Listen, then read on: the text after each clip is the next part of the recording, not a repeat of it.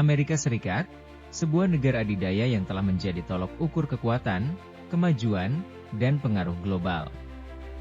Dari fondasi awal yang didirikan oleh para pendiri bangsa hingga kepemimpinan modern, negara ini terus menjadi inspirasi serta panutan bagi banyak negara di dunia. Sejak berdirinya Amerika Serikat, bangsa ini dipimpin oleh para pemimpin yang beragam, dari pejuang kemerdekaan hingga pemimpin di masa perang, dan reformis yang membentuk masa depan. George Washington adalah presiden pertama dan bapak pendiri Amerika Serikat. Ia dikenal karena kepemimpinannya dalam Revolusi Amerika, memenangkan kemerdekaan bagi bangsa ini. Sebagai presiden, Washington menetapkan presiden penting, termasuk hanya menjabat 2 periode, yang menjadi tradisi hingga kini. Karakternya yang tegas namun rendah hati membuatnya sangat dihormati. Washington memilih bersatu, bukan berkuasa, sehingga meninggalkan warisan kepemimpinan yang abadi bagi Amerika Serikat. John Adams, Presiden kedua Amerika Serikat dan seorang bapak pendiri yang vokal dalam memperjuangkan kemerdekaan. Ia membantu menyusun konstitusi Amerika Serikat dan memperkuat fondasi hukum negara baru ini. Selama masa jabatannya, ia menghindari perang dengan Perancis meski menghadapi tekanan besar, menunjukkan komitmennya pada diplomasi dan perdamaian. Adams adalah pemimpin yang berprinsip dan berdedikasi, meletakkan dasar yang kuat bagi Amerika Serikat yang tengah berkembang. Thomas Jefferson adalah presiden ketiga Amerika Serikat dan salah satu tokoh paling berpengaruh dalam sejarah bangsa. Ia dikenal sebagai penulis utama Deklarasi Kemerdekaan, yang menjadi dasar kebebasan dan demokrasi Amerika. Sebagai presiden, Jefferson memperluas wilayah negara secara drastis melalui pembelian Louisiana dari Prancis pada tahun 1803, yang menggandakan luas Amerika Serikat. Hal tersebut membuka jalan untuk ekspedisi Lewis dan Clark ke wilayah barat. Jefferson juga memperjuangkan nilai-nilai pemerintahan terbatas dan hak-hak negara bagian, meskipun kepemilikannya atas Buddha menimbulkan kontroversi yang bertahan hingga kini. Ia dikenal karena kontribusinya dalam mendirikan Universitas Virginia, dan karena visinya tentang kerajaan pertanian, yang memengaruhi arah ekonomi negara. Jefferson meninggalkan warisan sebagai tokoh besar yang mengukir nilai-nilai kemerdekaan dan demokrasi dalam fondasi Amerika Serikat. James Madison, Presiden keempat Amerika Serikat, dikenal sebagai Bapak Konstitusi, karena peran pentingnya dalam merancang dan menyusun Konstitusi Amerika Serikat. Selama masa jabatannya, Madison memimpin negara melalui Perang 1812 melawan Inggris, meskipun sulit. Pada akhirnya, perang dengan Inggris mengukuhkan posisi Amerika di dunia internasional. Madison berjuang untuk prinsip kebebasan dan pemerintahan terbatas, meninggalkan warisan sebagai seorang pemikir politik dan pembentuk dasar negara. James Monroe, Presiden kelima Amerika Serikat, terkenal karena Monroe Doctrine yang menegaskan kebijakan Amerika untuk melindungi wilayah bagian barat Amerika dari intervensi negara Eropa. Selama masa jabatannya, Monroe juga menyaksikan ekspansi wilayah yang besar melalui pembelian Florida dari Spanyol. Pembelian Florida oleh Amerika Serikat terjadi pada tahun 1819 melalui perjanjian yang dikenal dengan nama Perjanjian Adams-Onis atau Treaty of 1819. Dalam perjanjian ini, Spanyol setuju untuk menyerahkan wilayah Florida kepada Amerika Serikat dengan imbalan $5 juta Amerika. James Monroe memimpin negara ini dalam periode yang dikenal sebagai era perasaan baik, di mana stabilitas domestik dan kebijakan luar negeri yang kuat sehingga memperkuat posisi Amerika di dunia internasional. John Quincy Adams, Presiden ke-6 Amerika Serikat, dia adalah putra dari Presiden kedua Amerika, yaitu John Adams. Sebagai diplomat ulung, ia memainkan peran penting dalam merumuskan doktrin Monroe, yang melarang intervensi Eropa di Amerika. Meskipun masa kepresidenannya tidak begitu populer, Adams dikenal karena kebijakan luar negeri yang kuat. Salah satu tujuan kebijakan luar negeri utama pemerintahan Adams adalah perluasan perdagangan Amerika. Pemerintahannya mencapai perjanjian timbal balik dengan sejumlah negara, termasuk Denmark, negara-negara Skandinavia, Rusia, dan Republik Federal Amerika Tengah. Pemerintahannya juga mencapai perjanjian komersial dengan Kerajaan Hawaii dan Kerajaan Tahiti. Setelah masa jabatannya selesai pada tahun 1829, Adams menjadi anggota Kongres dan terus memperjuangkan hak-hak sipil hingga akhir hayatnya. Presiden ke-7 Amerika Serikat Andrew Jackson, ia menjabat dari tahun 1829 hingga 1837. Jackson adalah seorang jenderal militer yang terkenal karena kemenangannya dalam pertempuran New Orleans, selama Perang 1812. Sebagai presiden, ia dikenal karena pendekatan populisnya dan sering disebut sebagai presiden rakyat, karena banyak mendukung kepentingan kelas pekerja. Beberapa pencapaian dan kebijakan utama Andrew Jackson selama menjadi presiden yaitu 1. Penghapusan Bank Nasional.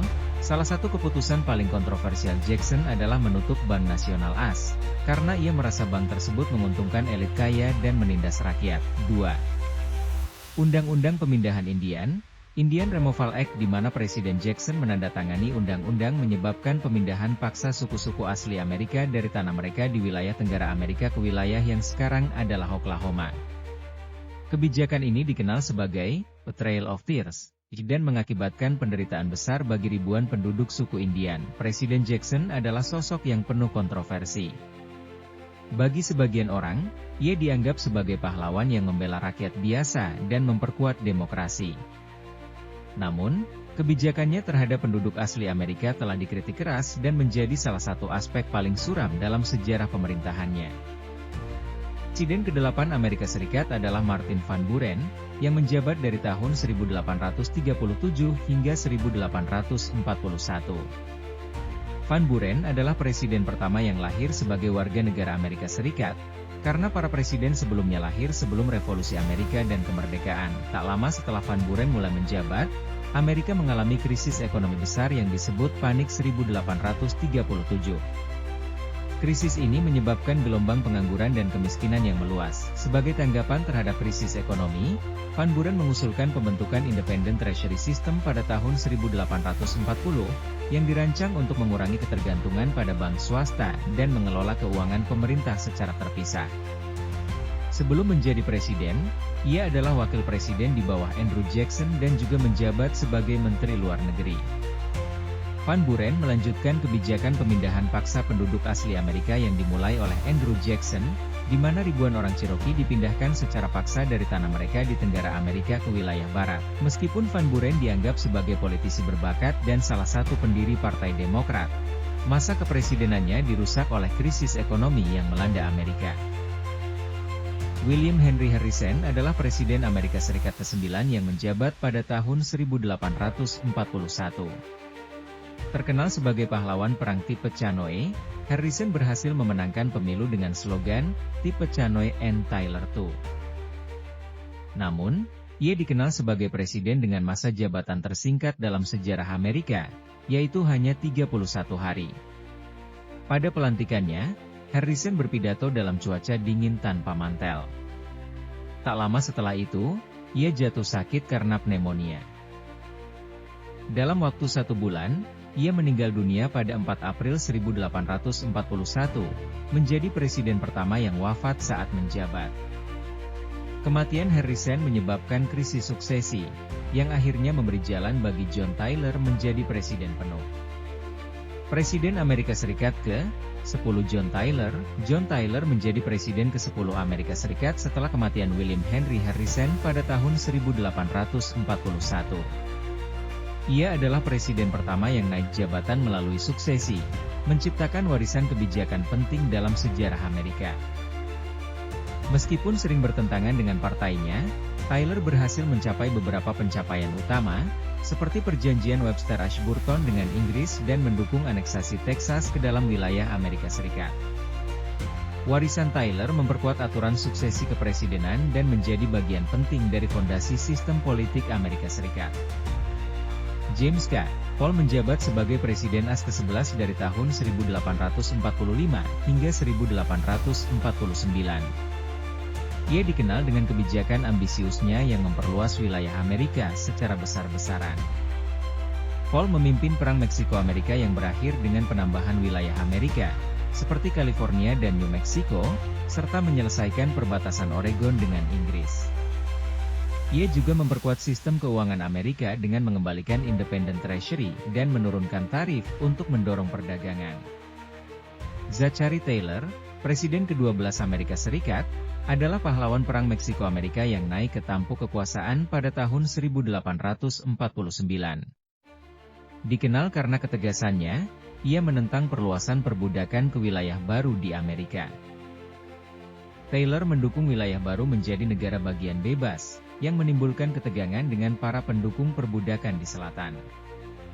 Namun, masa kepresidenannya terhenti tiba-tiba saat ia meninggal pada tahun 1850, hanya 16 bulan setelah menjabat. Millard Fillmore, Presiden ke-13 Amerika Serikat, naik jabatan setelah kematian Zachary Taylor. Masa kepresidenannya diwarnai dengan isu perbudakan yang memecah belah bangsa. Fillmore mendukung kompromi 1850 untuk meredakan ketegangan antara utara dan selatan, termasuk undang-undang pelarian budak yang kontroversial. Ia juga mengirim Komodor Perry ke Jepang, membuka jalan bagi hubungan dagang dengan Asia. Franklin Pierce, Presiden ke-14 Amerika Serikat, menjabat dari tahun 1853 hingga 1857. Ia berusaha menjaga persatuan di tengah isu perbudakan yang memanas. Pierce mendukung Undang-Undang Kansas-Nebraska, yang memicu konflik berdarah di Kansas antara pendukung dan penentang perbudakan. Ia juga memperluas wilayah Amerika melalui perjanjian Gadsden dengan Meksiko, meskipun rencana memperluas ke Kuba gagal.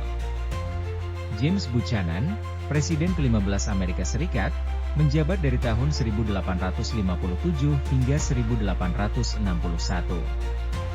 Masa kepresidenannya dipenuhi ketegangan mengenai perbudakan. Buchanan mendukung keputusan Mahkamah Agung dalam kasus Dred Scott, yang menyatakan bahwa budak tidak memiliki hak sebagai warga negara. Keputusan ini hanya memperdalam perpecahan di Amerika. Setelah Abraham Lincoln terpilih, beberapa negara bagian selatan memisahkan diri. Buchanan merasa tidak berdaya untuk menghentikannya, dan Amerika mendekati perang saudara. Abraham Lincoln, Presiden ke-16 Amerika Serikat, adalah salah satu tokoh paling berpengaruh dalam sejarah Amerika. Menjabat dari tahun 1861 hingga tahun 1865, ia memimpin negara melalui perang saudara, dan konflik yang menentukan masa depan Amerika. Lincoln terpilih pada tahun 1860, dengan janji untuk menghentikan perluasan perbudakan ke wilayah baru. Kemenangannya membuat beberapa negara bagian selatan memisahkan diri, membentuk konfederasi, dan perang saudara pun dimulai. Di masa perang, Lincoln menghadapi tantangan besar untuk menjaga persatuan. Dengan berani, ia mengeluarkan proklamasi emansipasi pada 1863, yang membebaskan budak di negara bagian pemberontak. Ini tidak hanya mengubah arah perang tetapi juga memperkuat prinsip kebebasan dan hak asasi manusia. Pada tahun 1863, Lincoln memberikan pidato Gettysburg, yang menjadi salah satu pidato paling berpengaruh dalam sejarah. Ia menyatakan bahwa bangsa ini lahir dengan prinsip kebebasan dan semua manusia diciptakan setara. Di akhir perang, Lincoln berkomitmen untuk menyembuhkan luka perpecahan dan membangun kembali Amerika sebagai satu bangsa. Namun, hanya beberapa hari setelah kemenangan Union, ia ditembak mati oleh John Wilkes Booth pada 14 April 1865. Abraham Lincoln dikenang sebagai sosok yang tak tergoyahkan dalam memperjuangkan persatuan dan keadilan. Kepemimpinannya membentuk dasar Amerika modern sebagai negara yang bebas dan bersatu. Andrew Johnson, Presiden ke-17 Amerika Serikat, menjabat setelah kematian Abraham Lincoln pada tahun 1865. Ia menghadapi tugas berat untuk membangun kembali negara setelah Perang Saudara. Johnson memulai program rekonstruksi, tetapi kebijakannya yang lunak terhadap negara bagian selatan memicu ketegangan dengan Kongres Amerika. Karena perselisihan ini, ia menjadi presiden pertama yang dimakzulkan oleh Dewan Perwakilan Rakyat Amerika, meskipun akhirnya tetap bertahan dalam jabatannya. Ulysses S. Grant, pahlawan Perang Saudara yang memimpin kemenangan bagi Union Army, menjabat sebagai Presiden ke-18 Amerika Serikat dari tahun 1869 hingga tahun 1877. Dengan tekad kuatnya, Grant membawa perubahan besar selama masa rekonstruksi, dan mengupayakan hak-hak sipil bagi warga kulit hitam yang baru merdeka. Rutherford B. Hayes, Presiden ke-19 Amerika Serikat, memimpin negara pada masa yang penuh ketegangan setelah berakhirnya Perang Saudara. Setelah pemilu yang dipenuhi kontroversi, Hayes menjabat melalui kompromi 1877, yang akhirnya mengakhiri rekonstruksi di selatan. Meskipun membawa stabilitas, kompromi 1877 ini juga menandai akhir perlindungan federal bagi hak-hak warga kulit hitam di wilayah selatan. Dikenang sebagai presiden yang membawa perubahan besar, Hayes menghadapi tantangan besar yaitu membangun kembali bangsa yang terbagi. James A. Garfield, Presiden ke-20 Amerika Serikat, dikenal sebagai sosok yang penuh integritas dan berdedikasi untuk reformasi. Garfield bertekad memberantas korupsi di pemerintahan, mendorong reformasi besar di sistem pelayanan publik. Namun, masa kepemimpinannya singkat karena ia ditembak dan terluka parah setelah hanya beberapa bulan menjabat. Meskipun singkat, dedikasi Garfield untuk perubahan tetap menginspirasi bangsa Amerika hingga saat ini. Chester A. Arthur, Presiden ke-21 Amerika Serikat, dikenal karena membawa perubahan besar dalam sistem pelayanan publik.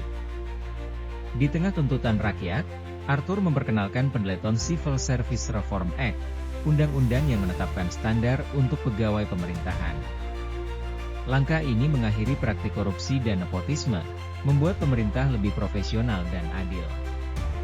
Arthur dikenang sebagai presiden reformis yang memperkuat integritas pemerintahan Amerika.